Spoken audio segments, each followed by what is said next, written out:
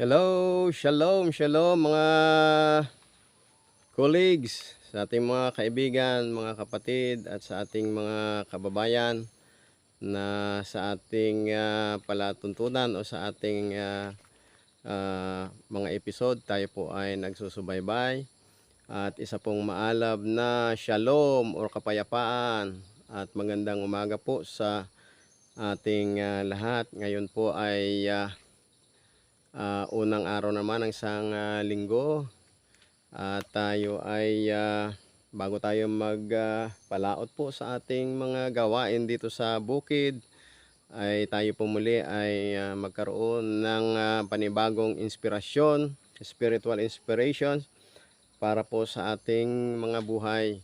At nais po nating ibahagi yung third episode po nung ating pinag-aaralan na blessings o pagpapala ng Panginoong Hashem, Panginoong Diyos, na ito po ay matatamasa lamang in Abraham. At ito po ay napag-aralan natin na mga karaang episode, 2 episodes, na the blessings of God is of all the nations can be achieved only in Abraham. And this blessings is not only physical, material, but also more so, ito po ay spiritual, the blessings of our soul, that we can inherit eternal life from after this life. Okay? So sa ngayon po ay ating pag-aralan na ang pagpapalang ito ay conditional ba or unconditional. Okay. Kung ating babalikan yung ating pag-aaral ay mayroong nakasaad doon verse 1 to 3 na those who curses Abraham will be cursed, or those who dishonor Abraham will be cursed, and those who bless Abraham will be blessed. Therefore, mayroon pong condition nito, no? At ang condition nito is kung pagpapalain natin si Amang Abraham, ay tayo ipagpapalain o tayo igagalang natin si Amang Abraham, tayo po ipagpapalain. At kung atin pong hindi igalang si Amang Abraham, ay hindi rin po tayo pagpapalain. At ito po ay naka-covenant, okay? Naka-covenant kay Amang Abraham by Hashem, by God. At ito po ay umabot pa kay Jacob sa kanyang apo na tinawag na Israel. Now this blessing and cursing is dependent on what we do concerning Israel. Okay?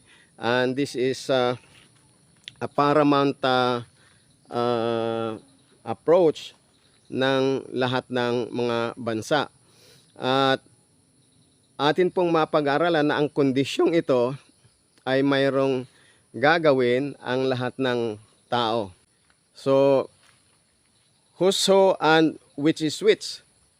So, sino ang tutupad ng mga kautusan ito at aling mga kautusan?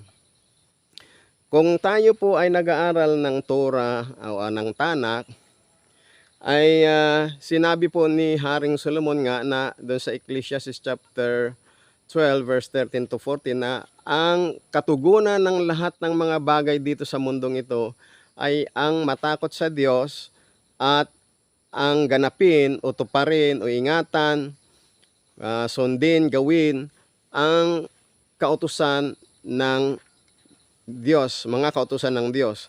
So, sino ang tutupad at aling mga kautusan ang tutuparin? Okay?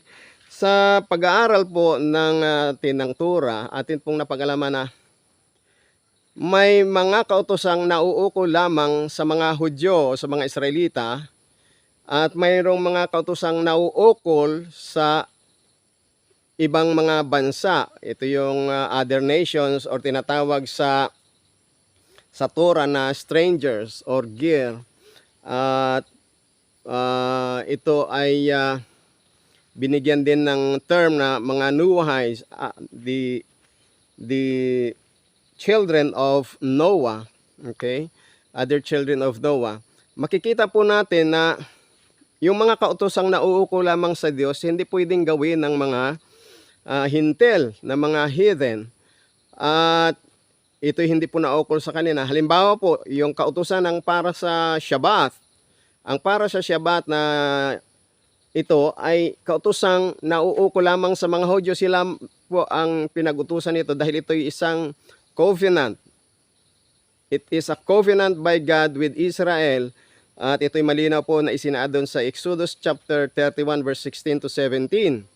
That Shabbat was given by God to Israel as a covenant forever.